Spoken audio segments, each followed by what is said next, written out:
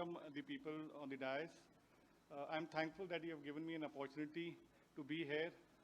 This is my first interaction with the Wheat Product Promotion Society, and I bet this is going to be a learning experience for me. When I came here, one of the members was accompanying me.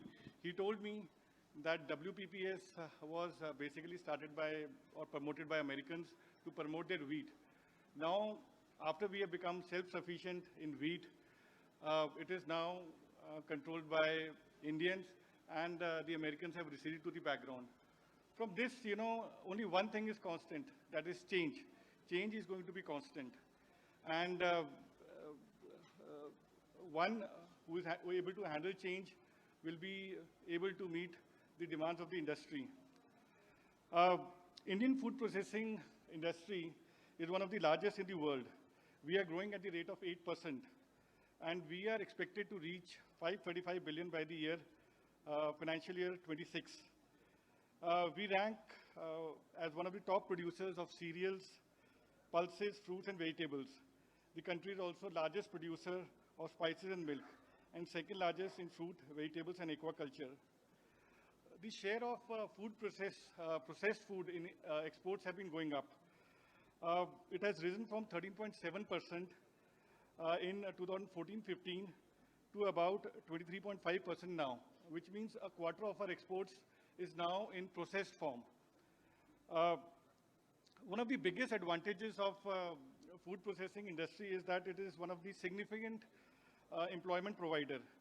In fact, it is one of the largest employment providers, accounting for 12.2% employment in the total organized sector. Well, from the ministry perspective, I would like to tell you that this is one of our strongest point. Every ministry has to compete for funds because there are too many demands from too many ministries. So one of the things which goes in our favor is the employment potential of this industry. And given that the employment is highest in this sector, this is one of the factors that induces the cabinet or the government to increase the outlay of this sector.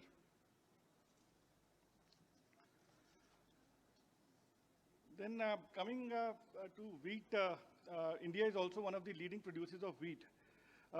The production is 112 metric tons in 23-24. I would like to tell you about our understanding of wheat industry, how it functions.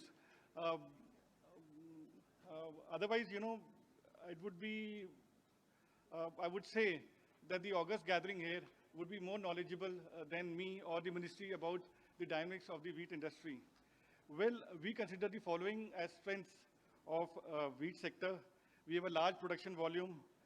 We have diverse agroclimatic conditions. There are a lot of government support schemes to which I will come later. And there have been a lot of technological advancements of late, particularly on the milling side. Then you see, what are the factors which are pulling back this sector?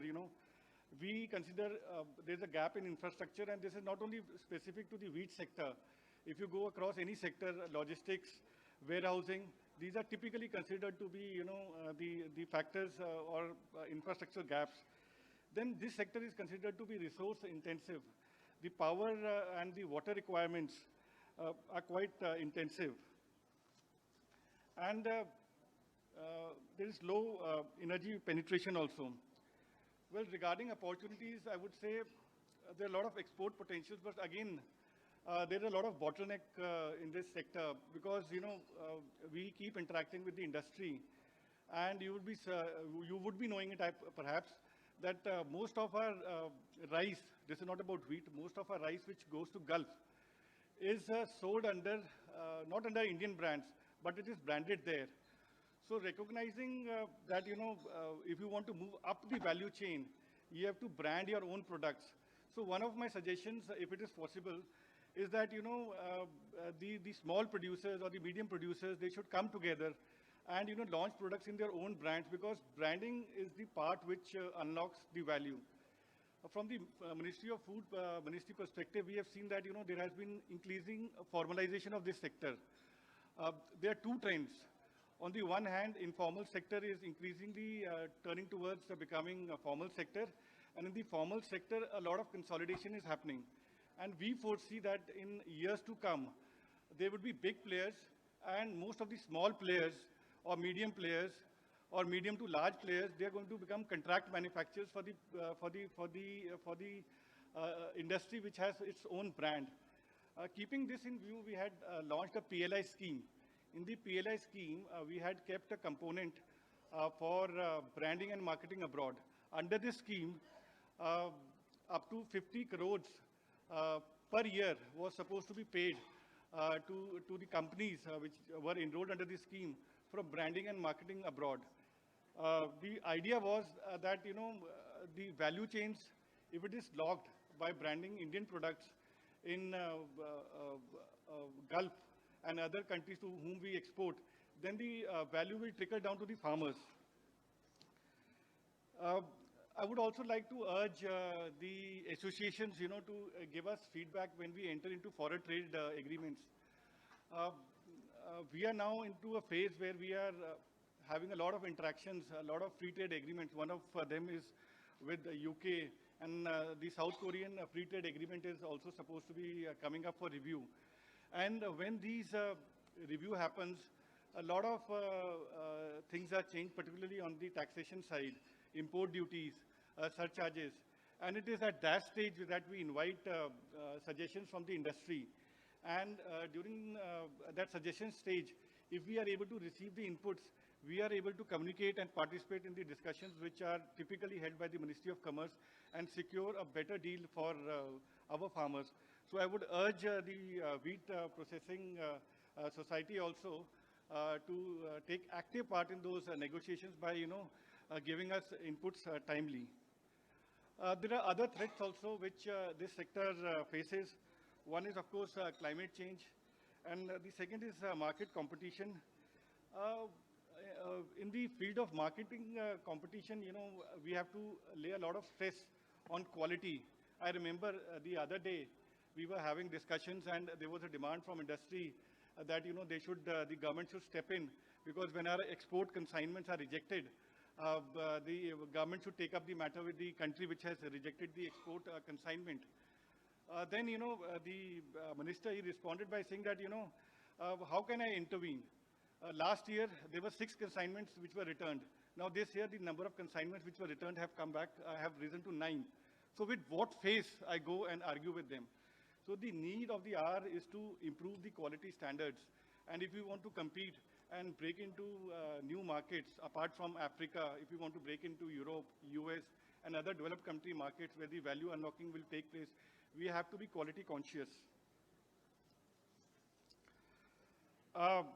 The Government of India is now launching, has a number of schemes to promote food processing, and wheat sector can also be one of the beneficiaries.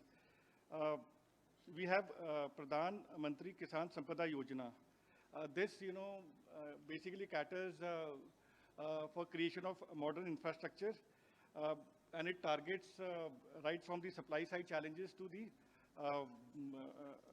supply side challenges and integrated cold chain projects, food safety and quality, quality assurance. We are also organizing World Food India in the month of September, from 19th to 22nd of September. I would urge the industry to participate in the event. We want to take this event to a scale where it becomes a must participation event. Looking at the previous success, I think if you are there and if you are able to clinch new buyers, I think that would be a way forward. With this, I would like to conclude my address. Thank you. Thank you. Thank you very, very much, sir, for your wonderful words which have contributed to this forum.